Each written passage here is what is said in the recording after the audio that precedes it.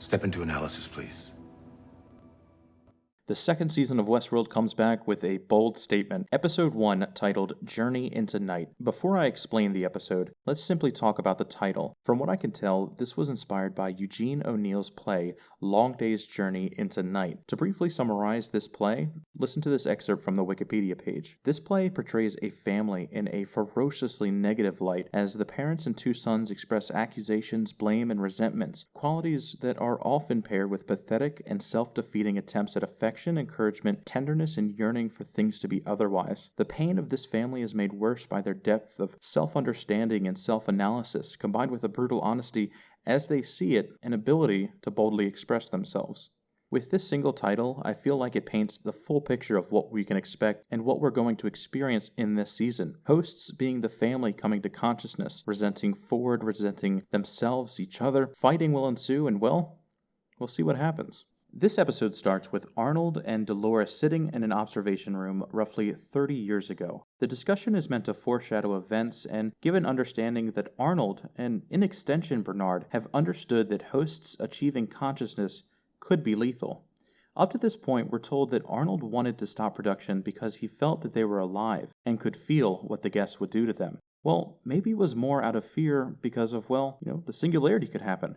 Literally what we see later in the episode with Dolores running down humans simply for being a human. We then see Bernard wake up on a beach, dazed and confused. He is approached by Stubbs and Delos employees who arrive to retake control of the island. Oh yes, we also learn that Westworld is located on an island, most likely off the coast of China. The uniforms the foreign navy are wearing have a striking resemblance to modern Chinese navy, and currently in the real world, China is expanding its reach by literally creating islands in the South China Sea. We're introduced to a new main character, what I consider to be the new big bad coming into this season, Carl Strand, a Delos employee and the highest-ranking Delos employee in frame. Another thing worth noting about this scene is Bernard sees hosts being executed simply for being hosts. As a secret host, he has to come to terms with everyone around him wanting to kill him if his secret ever slips out. It also speaks volumes to the state of decay the park is in right now. If you consider that before this point, the common normality was hosts would never be able to hurt you, and then some of them be able to hurt you. And now everyone's in the mindset that even if a host isn't malfunctioning, it needs to be put down just in case. They continue their conversation, and we learn that they haven't had communication for 2 weeks, and they want Bernard to fill in these blanks between the night of the massacre and them arriving.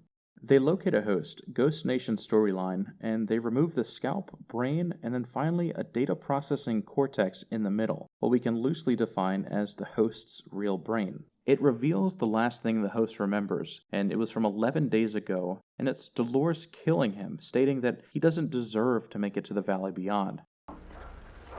I told you, friend. Not all of us deserve to make it to the Valley Beyond. Now, this brings up a lot of questions. First and foremost being, what is the Valley Beyond? Why is she murdering hosts that could potentially be allies? And how is she defining deserve? Well, let's start with the Valley Beyond. Could this be a physical place, such as escaping the park and reaching the mainland, thus freedom? Or could it be symbolic, such as her consciousness? And maybe she's killing these hosts because they aren't fully awakened yet, and they're not going to be able to make it out of the park. Now, let's tackle the other two questions in one. Why is she murdering them? And defining deserve. Well, if it is both a physical escape from the park or consciousness, she's going to have to kill them, and they deserve this because they're not fully awake. To become conscious, defined as Maeve or Dolores' consciousness, they had to die and be reborn over and over again so that they could have these memories or reveries to draw from. At least that's how they know consciousness comes to fruition. Being able to use these remembered experiences and then from that make their own choices is free will. Which, if her plan is taking over not only this park, but the outside world, she's going to need all the help she can get. So in short, she's killing these hosts to awaken them, as she is awakened through the same means. Bernard then has a flashback to the night of the massacre. His hand is shaking because last season he shot himself in the head under Ford's command, and it was loosely repaired when he helped Maeve escape. Now, keep this in mind, it's actually the key to understanding the entire timeline trickery of this episode. Him and Charlotte and other wealthy Delos employees are hunkered down, hiding from hosts, and this is probably hours after Ford's death. Bernard gets knocked down, the screen blurs, he reaches for his ear, and a white, clear substance is leaking from his ear. They manage to escape the barn, and the scene changes to Dolores. She and Teddy are hunting down humans, murdering them once again just for being a human. They go so far as to even torture them, to string them up, place them on crosses, and tie ropes around their necks. These people will likely be there for hours until the point that they can no longer stand, and they kill themselves to stop the pain. Dolores mocks what the engineers would say in their analysis, taunting that the hosts have now taken control and they're dishing out the same gross meal that they were served. The most important thing about this scene, however, is that we learn Dolores is struggling with defining who Dolores is. She is Dolores, a rancher's daughter, Wyatt, a murderous storyline.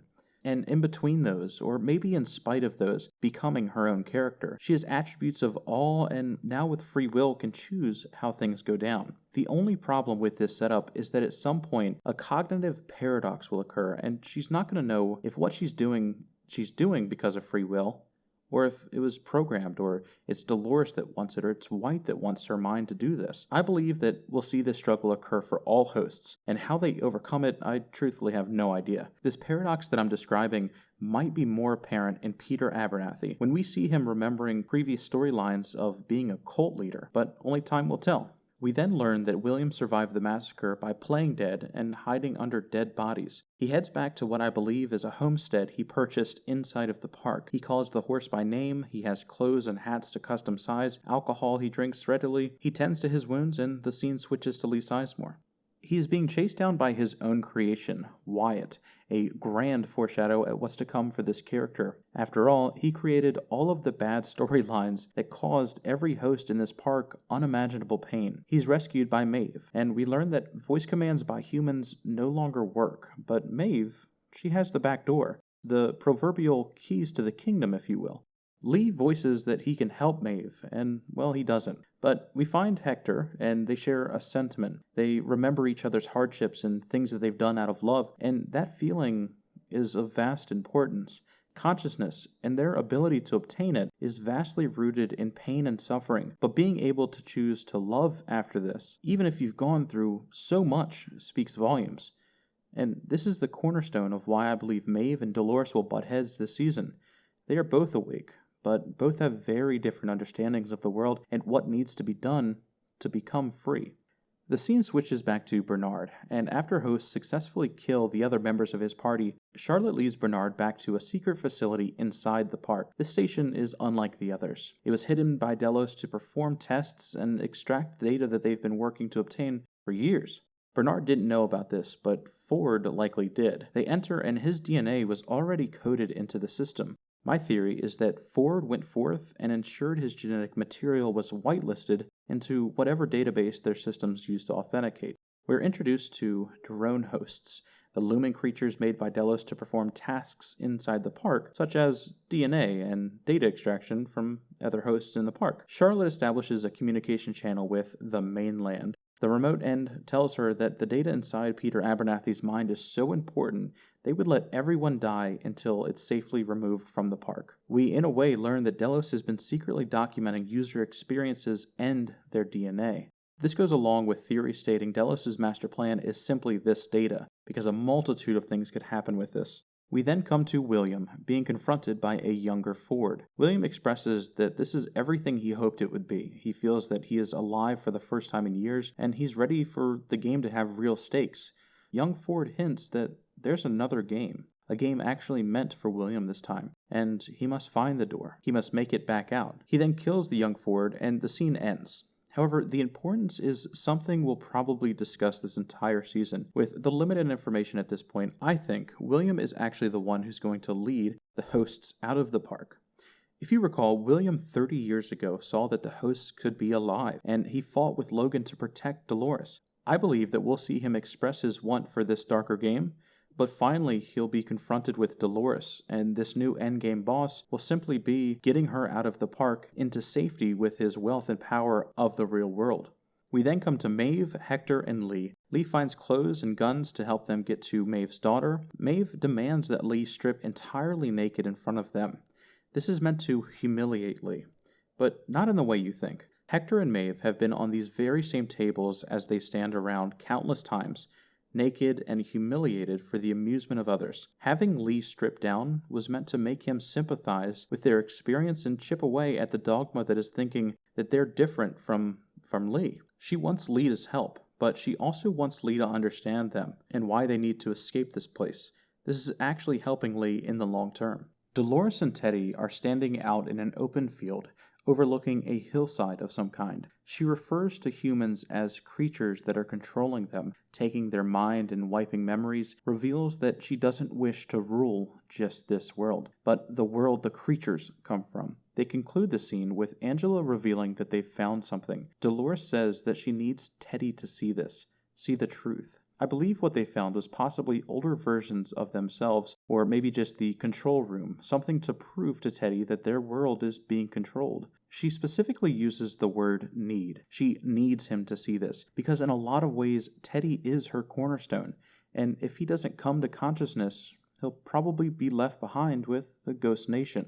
We go back to Bernard helping Charlotte find the host that has all the data, Peter. He mentions a mesh network to co-locate using some kind of proximity search. So at this point in the timeline, Bernard gets shot in the head in Season 1, slightly repaired by Felix. The massacre happens, he's leaking fluid, which we know comes from host's brains now. They escape to the bunker, and his condition worsens because he is leaking this brain fluid. He runs diagnostics and finds a plethora of issues wrong with himself. He injects fluid extracted from a dead host into his head, and this keeps him going for now. Before this, the analysis shows he has 0.72 hours to live. To explain this a little better, my theory is this. When he was shot in the head, it simply punctured the retaining wall around this brain structure. Think of it like a leak in your tire, but instead of being able to fix it or patch the tire, you just have to put more air into it to keep yourself going. We switch back to Bernard, Carl, and Stubbs walking into town and finding dead Ford. He's 100% dead, guys.